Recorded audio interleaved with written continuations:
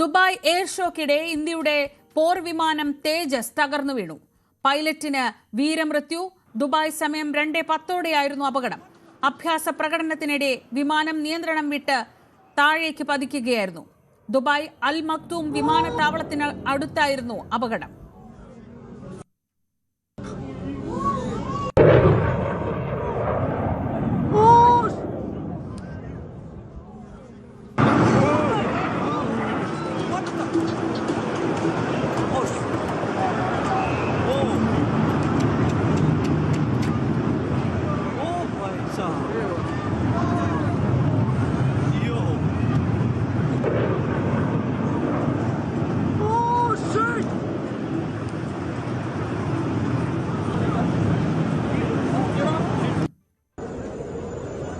വിവരങ്ങളുമായി MG Mithun. Indian വ്യോമസേനയുടെ അഭിമാനമായ ഏറ്റവും വിശ്വസിക്കാവുന്ന തേജസ് പോർ വിമാനമാണ് ദുബായിൽ എയർ ഷോക്കിടെ വ്യോമാഭ്യാസത്തിനിടെ തകർന്നു വീണത്. എന്താണ് ഏറ്റവും പുതിയ വിവരങ്ങൾ?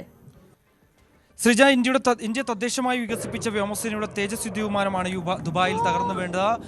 ഇന്ത്യൻ സമയം 3:40 കൂടിയാണ് ഈ ഒരു അപകടം ഉണ്ടാകുന്നത് എന്നുള്ളതാണ്. വിമാനത്തിലുണ്ടായിരുന്ന പൈലറ്റ് വീരമൃത്യു വരിച്ചു. അതിൻ്റെ ഔദ്യോഗിക സ്ഥിരീകരണം ഇന്ത്യൻ എയർഫോഴ്സ് തന്നെ നൽകുകയും ചെയ്തിട്ടുണ്ട്. മറ്റ് ഒരു അന്വേഷണം കൂടി ഈ അപകടത്തിനിടയാക്കിയ കാരണം എന്താണ് എന്ന് പരിശോധിക്കുന്നതിന് വേണ്ടി ഒരു അന്വേഷണം കൂടി പ്രഖ്യാപിക്കുകയും ചെയ്തിട്ടുണ്ട്. കഴിഞ്ഞ 5 ദിവസമായി ദുബായ് എയർ ഷോ നടക്കുന്നുണ്ടായിരുന്നു. അതിൽ കഴിഞ്ഞ ദിവസങ്ങളെല്ലാം തന്നെ ഈ ഇന്ത്യയുടെ യുദ്ധവിമാനം തേജസ് ആകാശത്ത് വ്യോമാഭ്യാസം നടത്തുകയും ചെയ്തിരുന്നു. 3 വിമാനങ്ങളായിരുന്നു ഈ ഒരു അഭ്യാസ പ്രകടനത്തിൽ ഉണ്ടായിരുന്നത്. അതിലൊന്നാണ് തകർന്നു വീണത്. അതായത് 3:30 ഈ വിമാനം നിയന്ത്രണം വിട്ട് താഴേക്ക് പതിക്കുകയായിരുന്നു എന്നുള്ളതാണ്. ദുബായ് അൽ മക്തൂം അന്താരാഷ്ട്ര വിമാനത്താവളത്തിന് അരികെയാണ് ഈ അപകടം ഉണ്ടാകുന്നത്. ഇന്ത്യൻ വ്യോമസേന പിന്നീട് ഇതിൻ്റെ അപകടം സ്ഥിരീകരിച്ച് രംഗത്ത് വരികയും ചെയ്തു. അപകടത്തിൻ്റെ കാരണം ഇപ്പോഴും വ്യക്തമല്ല എന്നുള്ളതാണ്. അപകടത്തെ തുടർന്ന് ദുബായ് എയർ ഷോ നിർത്തിവെക്കുകയും ചെയ്തു. ഇന്നായിരുന്നു അവസാന ദിവസം. ദുബായ് എയർ ഷോയിൽ കാഴ്ചക്കാർക്കായി തുറന്നിരുന്ന തേജസ് യുദ്ധവിമാനത്തിന്റെ പ്രദർശനവും ഇതോടെ നിർത്തിവെച്ചിട്ടുണ്ട്. അഭ്യാസ പ്രകടനം നടത്തിയ വിമാനത്തിന് പുറമെ കാഴ്ചക്കാർക്കായി ഗ്രൗണ്ടിൽ മറ്റൊരു വിമാനം കൂടി ഉണ്ടായിരുന്നു എന്നുള്ളതാണ്. ഇന്ത്യൻ വ്യോമസേനയുടെ കരുത്തും അഭിമാനവുമാണ് തദ്ദേശവുമായി വികസിപ്പിച്ചെടുത്ത ഈ ലഘു യുദ്ധവിമാനമായിട്ടുള്ള തേജസ്. MiG-21 കാലപ്പഴക്കം മൂലം MiG-21 കളമൊഴിഞ്ഞതിന് പിന്നാലെ അതിന് പകരക്കാരനായാണ് ഈ ഒരു തേജസ് യുദ്ധവിമാനത്തിന്റെ കടന്നുവരവ്. കഴിഞ്ഞ ഒക്ടോബറിലായിരുന്നു ഇതിന്റെ പരീക്ഷണ പറക്കലൊക്കെ വിജയകരമായി പൂർത്തീകരിക്കുകയും ചെയ്തു എന്നുള്ളത് തന്നെയാണ്. ഏറ്റവും ഭാരം കുറഞ്ഞതും ചെറുതുമായ സൂപ്പർസോണിക് കോമ്പാറ്റ് എയർക്രാഫ്റ്റുകളിൽ ഒന്നുകൂടിയാണ് ഇത് എന്നുള്ളതാണ്. ഹിന്ദുസ്ഥാൻ ഡെവലപ്മെന്റ് ഏജൻസിയും ഹിന്ദുസ്ഥാൻ എയറോനോട്ടിക്സ് ലിമിറ്റഡും സംയുക്തമായി വികസിപ്പിച്ച തേജസ് യുദ്ധവിമാനം 2016 ഇന്ത്യയുടെ ഈ വ്യോമസേനയുടെ ഭാഗമായി വരുന്നത്. എയർ ഷോയിൽ വ്യോമാഭ്യാസം നടത്തുന്നതിനിടെയാണ് ഈ ഒരു അപകടം ഉണ്ടാവുകയും ചെയ്തത് എന്നുള്ളതാണ്. നിലവിൽ ഈ ഒരു വിഭാഗത്തിൽപ്പെട്ട യുദ്ധവിമാനം പോർവിമാനം കഴിഞ്ഞ 23 വർഷമായി ഇന്ത്യയുടെ ഭാഗമായുണ്ട്.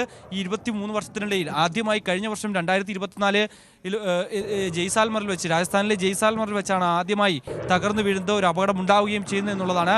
അത് ചരിത്രം പരിശോധിക്കുമ്പോൾ തന്നെ ആദ്യത്തെ ഒരു അപകടമായിരുന്നു തേജസിൻ്റെ ഭാഗത്തുനിന്നും ഉണ്ടായത്. അന്ന് അത്ഭുതകരമായി തേജസ്സിലുണ്ടായിരുന്ന തേജസ് പറത്തിയ വ്യോമസേന പൈലറ്റ് രക്ഷപ്പെടുകയും ചെയ്യുന്നു. അതായത് ഇതിൻ്റെ ഒരു പ്രത്യേകത എന്ന് പറയുന്നത് സീറോ ഗ്രാവിറ്റിയിൽ പോലും ഇത്തരത്തിൽ ഈ സീറ്റ് ഇജക്റ്റ് ചെയ്തുകൊണ്ട് രക്ഷപ്പെടാൻ പൈലറ്റിനെ സംബന്ധിച്ച് സാധിക്കുകയും ചെയ്യും. അങ്ങനെയായിരുന്നു അന്ന് ആ പൈലറ്റ് അവിടെ രക്ഷപ്പെട്ടത്. പക്ഷേ ഇന്ന് നമുക്കിപ്പോൾ ദൃശ്യങ്ങളിൽ കാണുന്ന പോലെ തന്നെ വലിയ രീതിയിലുള്ള ഒരു അപകടമാണ് ഉണ്ടായത്. ഈ വ്യോമാഭ്യാസം നടക്കുന്നതിനിടെ പൊടുന്നനെ ഇത് താഴേക്ക് പതിക്കുകയായിരുന്നു.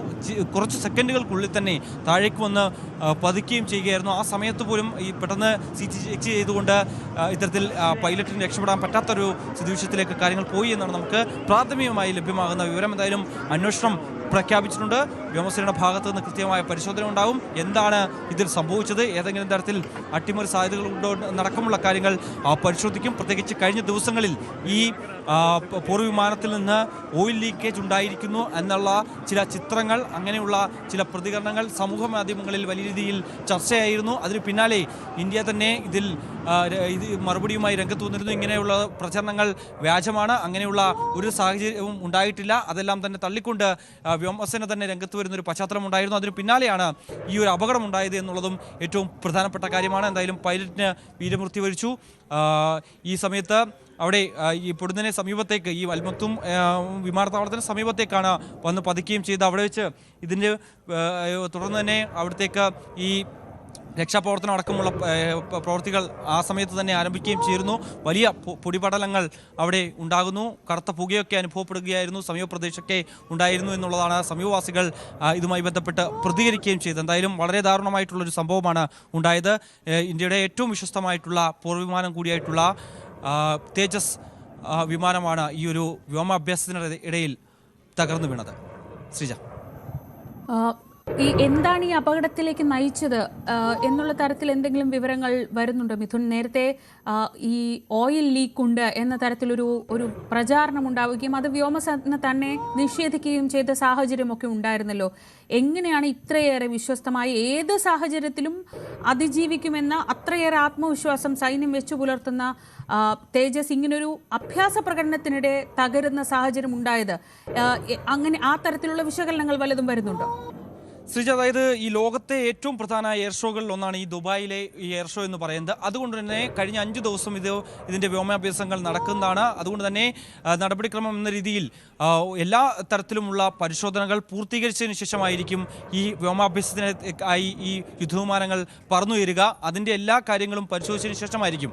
അത് കഴിഞ്ഞ ദിവസങ്ങളിലാണ് ഇത്തരത്തിൽ ചില വ്യാജ പ്രചരണങ്ങൾ സോഷ്യൽ മീഡിയകളിലടക്കം ഉയർന്നു വന്നത്. അതായത് ഈ എഞ്ചിന് സാങ്കേതികമായി ചില തകരാറുകളുണ്ട്, എഞ്ചിനിൽ ഓയിൽ ലീക്ക് ചെയ്യുന്നുണ്ട് എന്നടക്കമുള്ള ചില ദൃശ്യങ്ങളും അതിൻ്റെ ചില ചിത്രങ്ങളും പോസ്റ്റ് ചെയ്തുകൊണ്ടായിരുന്നു ഇങ്ങനെ വ്യാപകമായിട്ടുള്ള ചില പ്രചരണങ്ങൾ നടന്നത്. പക്ഷേ അത് കോട്ട് ചെയ്തുകൊണ്ട് അതിനെതിരെ ഇന്ത്യൻ എയർഫോഴ്സ് തന്നെ രംഗത്ത് വരികയും ചെയ്തു. ഡിഫൻസ് മന്ത്രാലയം അതിൽ കൃത്യമായ വിശദീകരണം നൽകുകയും ചെയ്തു. അതൊരു വ്യാജ ചിത്രങ്ങളാണ് ഇപ്പോൾ പ്രചരിക്കുന്നത്. അത്തരത്തിലുള്ള ഒരു തകരാറുകളോ അല്ലെങ്കിൽ അങ്ങനെയുള്ള എഞ്ചിൻ ചോർച്ചകളോ ഈ ഓയിൽ ചോർച്ചകളോ ഒന്നും തന്നെ ഉണ്ടായിട്ടില്ല.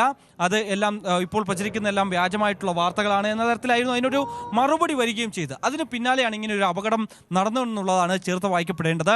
അതുകൊണ്ട് തന്നെ അത് അങ്ങനെ ഏതെങ്കിലും തരത്തിലുള്ള സംഭവങ്ങൾ ഉണ്ടായിട്ടുണ്ടോ? സ്വാഭാവികമായും ഈ പരിശോധനകളൊക്കെ പൂർത്തീകരിച്ചതിന് ശേഷമാണ് ഇങ്ങനെയുള്ള പോർ വിമാനങ്ങൾ ആകാശത്തേക്ക് പറന്നു വരിക. അപ്പോൾ എന്താണ് സംഭവിച്ചത്? എങ്ങനെയാണ് ഈ നിയന്ത്രണം വിട്ടതാണോ, അല്ലെങ്കിൽ ഇത്രയും ഈ സീറോ ഗ്രാവിറ്റിയിൽ പോലും തന്നെ ഇജക്ട് ചെയ്ത് പൈലറ്റിന് രക്ഷപ്പെടാൻ പറ്റുന്ന തരത്തിലുള്ള അത്രയും പ്രത്യേകതയുള്ള ഒരു പോർ വിമാനം ഇങ്ങനെ അപകടത്തിൽപ്പെടുമ്പോൾ സ്വാഭാവികമായും ചില സംശയങ്ങൾ ഉയർന്നു വരാം. അതൊക്കെ ക്രോഡീകരിക്കുന്നതിന് വേണ്ടി അല്ലെങ്കിൽ അതൊക്കെ നീക്കം ചെയ്യുന്നതിന് വേണ്ടിയാണ് ഇപ്പോൾ ഒരു അന്വേഷണം IAF ഭാഗത്ത് നിന്ന് ഉണ്ടായിരിക്കുന്നത്. ഇപ്പോൾ വിവരങ്ങൾ നൽകിയത്. തേജസ് എന്ന് പറയുന്നത് ഇന്ത്യയുടെ അഭിമാനം കൂടിയാണ്, ഇന്ത്യൻ വ്യോമസേനയുടെ അഭിമാനം കൂടിയാണ്. ആ തേജസ് ആണ് തകർന്നു വീണത്.